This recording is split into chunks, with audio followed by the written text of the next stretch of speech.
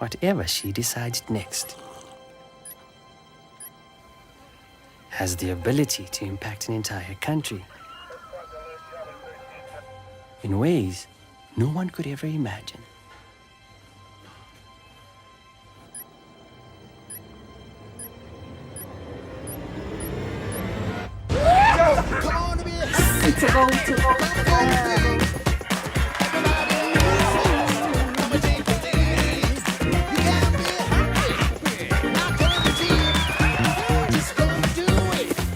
Buying Team Namibia is a choice you make for us, not just for you. Join the 2.5 million strong team that grows stronger with every single Team Namibia purchase. Team Namibia. Together, our future is brighter.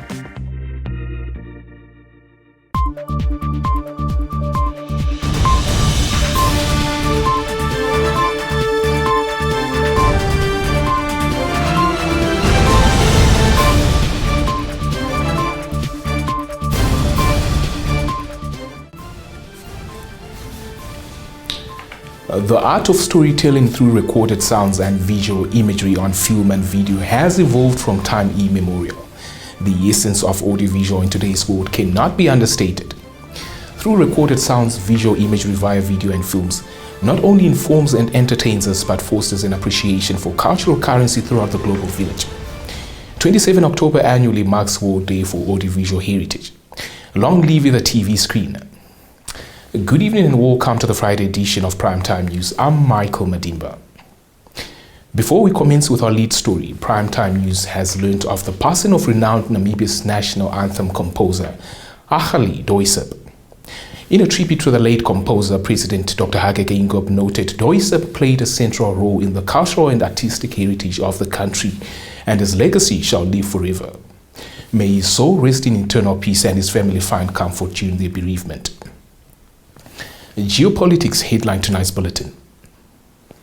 European Commission leaders on Thursday called for humanitarian corridors and pauses in Israel's war with Hamas to get aid into Gaza after hours of negotiations at a summit of the bloc in Brussels. The European Union has struggled for both unity and influence in the face of the crisis that has engulfed the Middle East since Hamas launched its bloody attack on Israel on October the 7th. Leaders emphasized that the siege must stop and that it is of utmost importance that the Palestinian people and the hostages and all those who are in Gaza have access to humanitarian aid. There is no contradiction between showing solidarity to Israel and, of course, acting on the need of humanitarian aid for the people of Gaza. We also discussed with leaders the real risk of regionalization of the conflict. We need to continue working intensively with partners. It was good to hear the intense outreach all the leaders described with different partners in the region, most importantly with Egypt. Back home, Minister of Gender Equality, Poverty Eradication and Social Welfare, Doreen Sioka, says Namibia cannot continue with the narrative of gender equality as well as equal representation of men and women in politics and decision-making without involving women as they play a crucial role in addressing gender issues. The minister made those remarks during a capacity-building workshop on women in politics and decision-making in Swakopmund earlier today. The minister also touched on and bemoaned the issues of gender inequality and gender-based violence that are prevailing in the country. Sioka encouraged other leaders to engage communities on issues related to gender-based violence. Our producer Petrus Namadiko and coastal-based correspondent Isabel Bento bring us this report. Namibia cannot continue to speak about gender equality and equal representation of men and women in politics and decision making without involving women, and they play a crucial role in addressing gender issues in law-making, representations and oversight. However, this can only be done if women, we mean Namibian women, are equipped with the required skills that are necessary for their self-confidence, collective advancement, as well as advance oversight roles.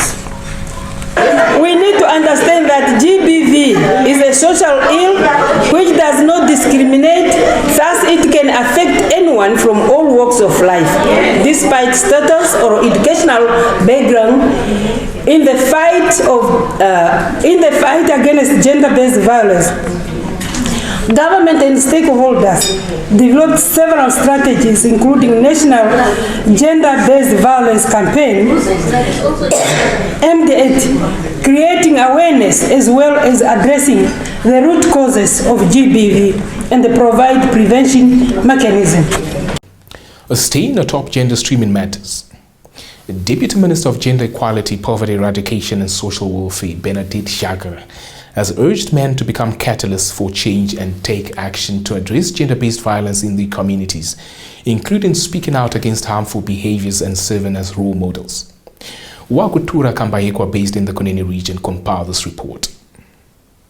Jager delivered this statement on Wednesday during a men's conference focused on combating gender-based violence in Korigas. She said gender-based violence and violence against children, elderly individuals and people with disabilities remain significant concerns in Namibia, especially in the Kunene region. She stated according to the prioritized plan of action on gender-based violence, 93% of the perpetrators of gender-based violence are men. This is why conferences of this nature are very important so that men can be encouraged to be agents of change and take action to address gender-based violence in their communities. Jager pointed out that gender-based violence poses a threat to women's dignity, health, security and safety. Jager identified detrimental attitudes, behavior and norms such as underage marriages and unequal power dynamics between men and women as contributing factors to gender-based violence. Jager also noted that poverty often forces individuals to depend on abusive spouse, making it challenging to access proper support services when gender-based violence occurs. She called on traditional authorities, especially male traditional leaders, to become change agents and role models in the fight against gender-based violence and to promote a culture of peace among men in their communities. Reporting for Primetime News, Diana Kauta. Moving on. A 24-year-old man suspected of stabbing his ex-girlfriend to death at Oshituo in the Chisunjupa region was apprehended at Inana in the Hangwene region on Thursday morning. Molisa Simiasa filed this report. Family members of the deceased identified her as 24-year-old Julianne Hendricks.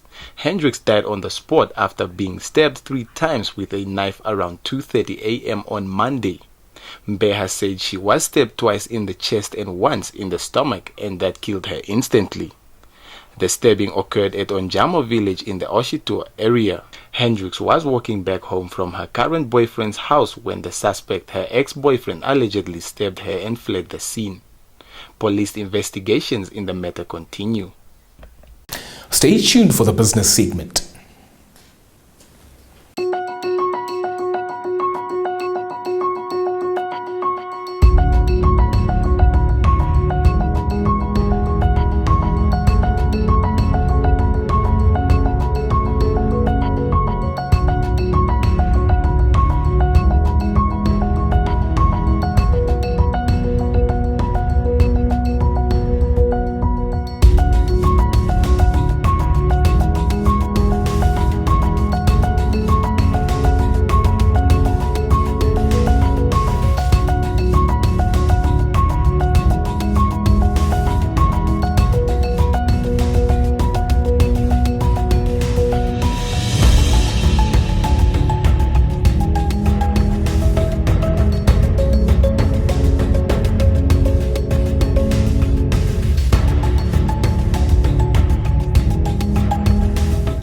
Welcome to the Primetime Biz segment. Vendors at the Okahanja Wood Carvers Craft Market are refusing a municipal decision underway to be relocated to an intended site along the newly constructed Windhoek Okahanja Carriageway Road.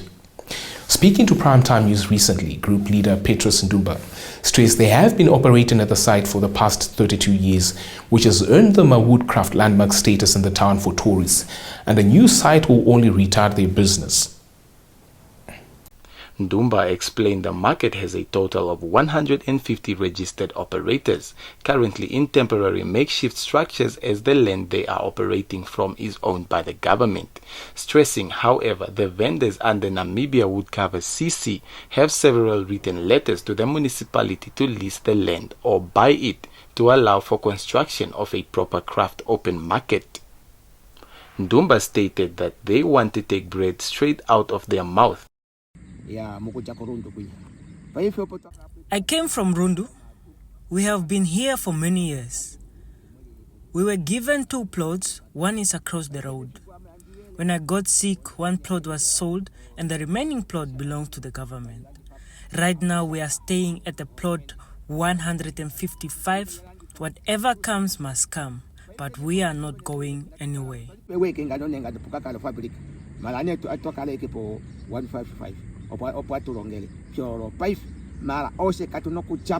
In an interview with Nampa, Okahanja Municipality Chief Executive Officer Alphonse Chitombo said there are discussions underway for the vendors to be relocated due to the changes to which the council are being subjected, of which one is newly constructed dual carriageway and provision of an ablution facility. On to our next story. Executive Director in the Office of the Prime Minister, Iben Nashandi, has encouraged subsistence farmers to apply for the drought relief program to avoid losing their livestock. In an interview with Primetime News recently, Nashandi said farmers should acquaint themselves with the subsidy and collect and complete the forms that are available at the Ministry of Agriculture, Water, Land and Reform offices so they can get assistance from the government. Gabriel Thomas filed this report. Nashandi encouraged farmers to sell and destock as the government can compensate them in this regard. The subsidy they are giving is limited to the number of animals the farmers have. Nashandi said while encouraging farmers to attend the information sharing sessions in order to better understand how the subsidy works. Nashandi said this after the Mangeti Farmers Association Treasurer Thomas Diwakalunga raised concern about the criteria used for the farmers to qualify for the government drought relief program that was launched in October this year. Diwakalunga said they are still awaiting government assistance despite losing 30 cattle in September and October this year due to the heavy drought they have experienced. The Mangeti Farmer Association consists of about 350 commercial, semi-communal and subsistence farmers hailing from the northern regions of Omusati, Oshana, Oshikoto, Ohangwena and Kavango West that highly depend on livestock farming, especially cattle. The government through the Office of the Prime Minister launched the drought relief program effective from the 1st October to June 2024. Reporting for Primetime News, Diana Kauta. Stay tuned for your weather report.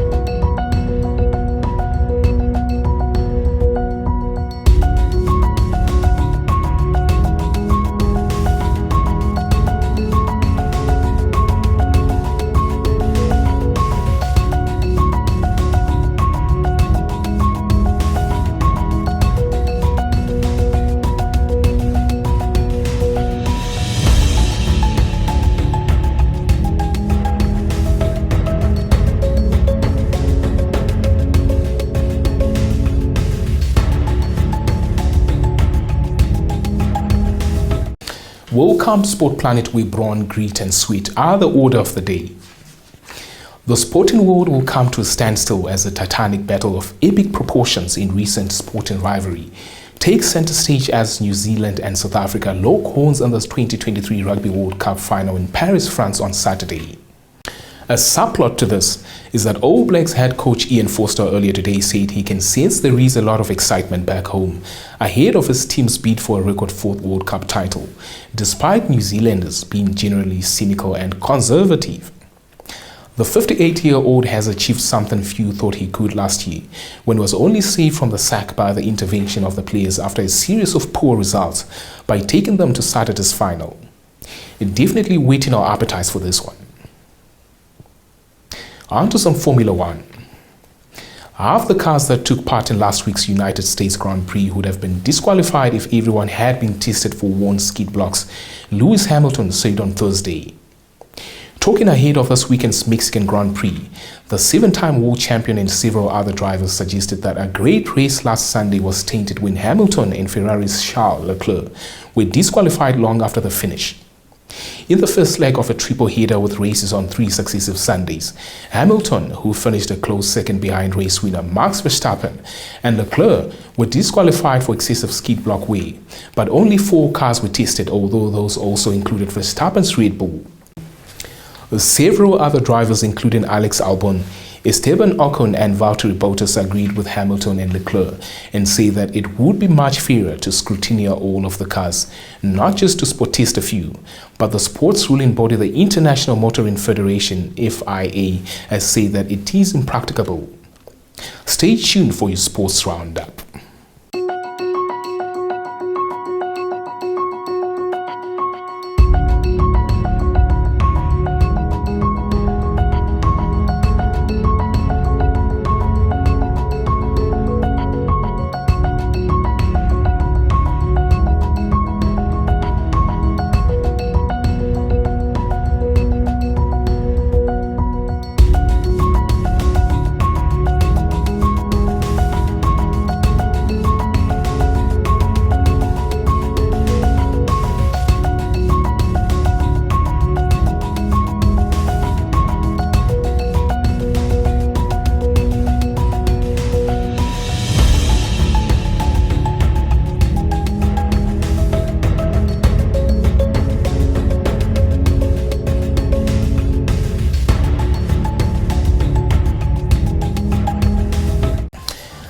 This is where we dock for the night and indeed the week.